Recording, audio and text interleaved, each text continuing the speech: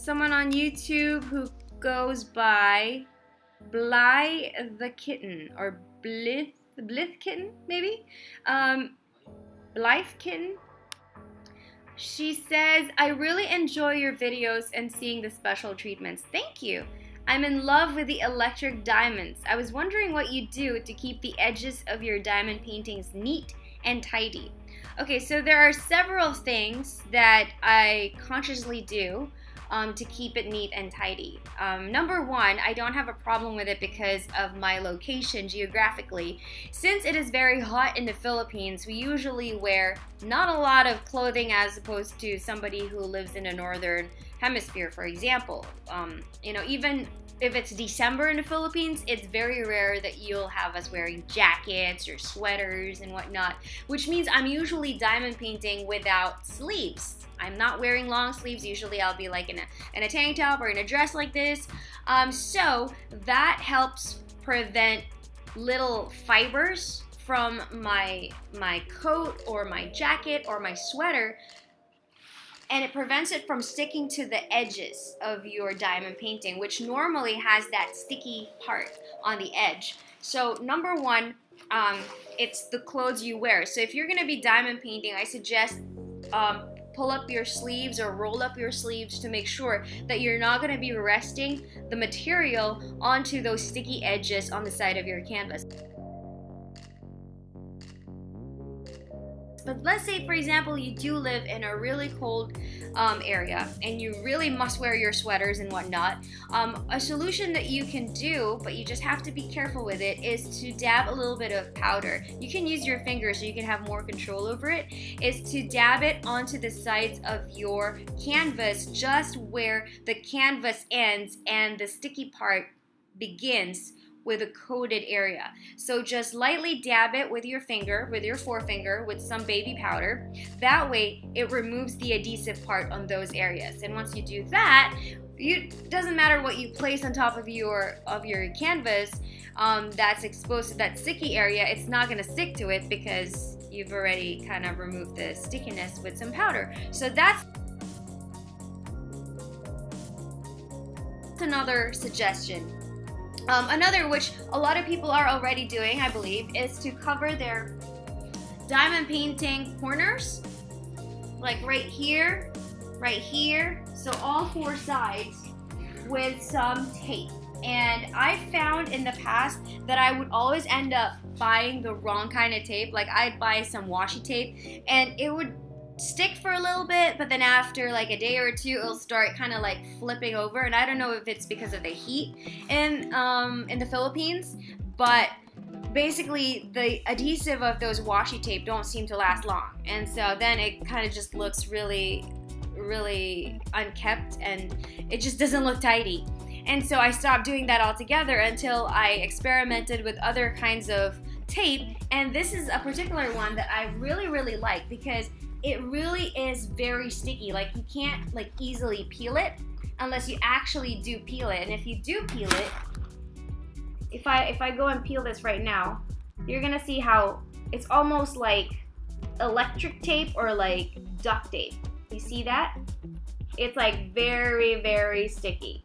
So, but it doesn't leave a residue, which is great. And it doesn't stretch, because I've tried electric tape before on the side of my diamond painting and it just kind of warped the canvas in an ugly manner. And so I decided, okay, we can't use electric tape because it stretches the canvas, and then by the time it stretches it, it just doesn't look normal anymore. It just looks all wrinkled and not really nice.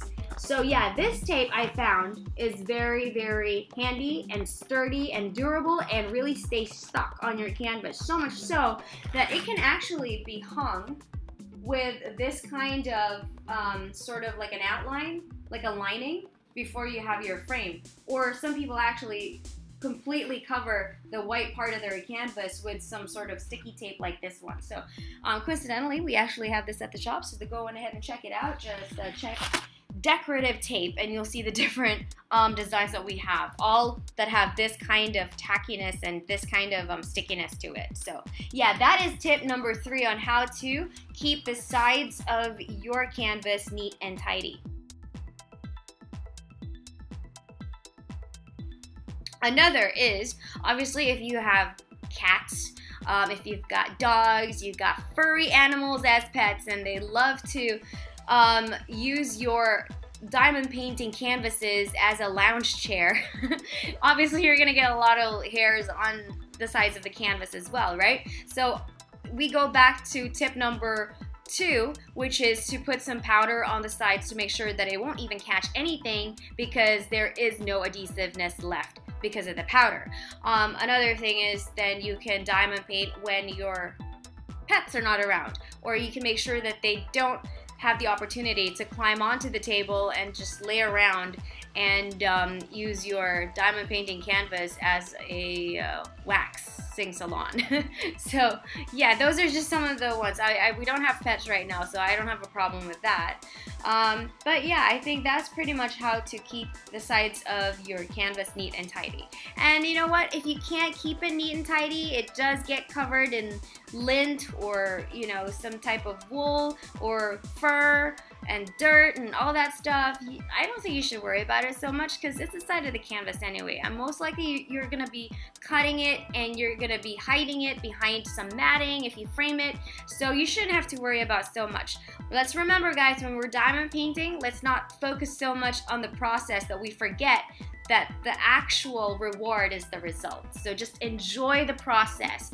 If you can, try to not overthink too much about like the whole process and how crooked your lines are. I think it'll be a lot more enjoyable, you know? So diamond painting should be stress-free. It should be something that makes you feel good, that should make you not worry about the things you usually worry about, you know? So if you start worrying about every single thing about the process and your, you know, your beads and everything else, then, you know, it doesn't become an enjoyable hobby, it becomes a stressful hobby. So try to just, you know, it's okay. You make mistakes. You know, I've done it many times. I've put in the wrong bead onto the wrong code, but I was like, do I really want to remove all of it?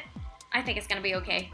And I just went and just did it anyway, and it turned out great. Like, no one even notices what happened, because it's like if you were a painter and you did like a single stroke of a gray paint on what would normally be like a blue paint, but you made a mistake and you used gray paint instead, it still would look like art.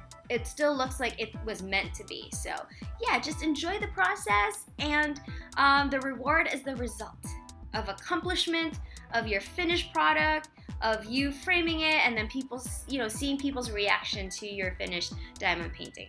So hopefully those answers helped blythekitten. Once again, if you guys have any questions, go on ahead and just comment down below with your questions, and I'll try as much as possible to choose at least one question in each vlog to address and to kind of delve into further. And you know, I've had to put a lot of our tutorial videos on private for a bunch of reasons, but really the main reason is we'd like to be able to focus on just new content and also focus on a lot of our artist collaborations.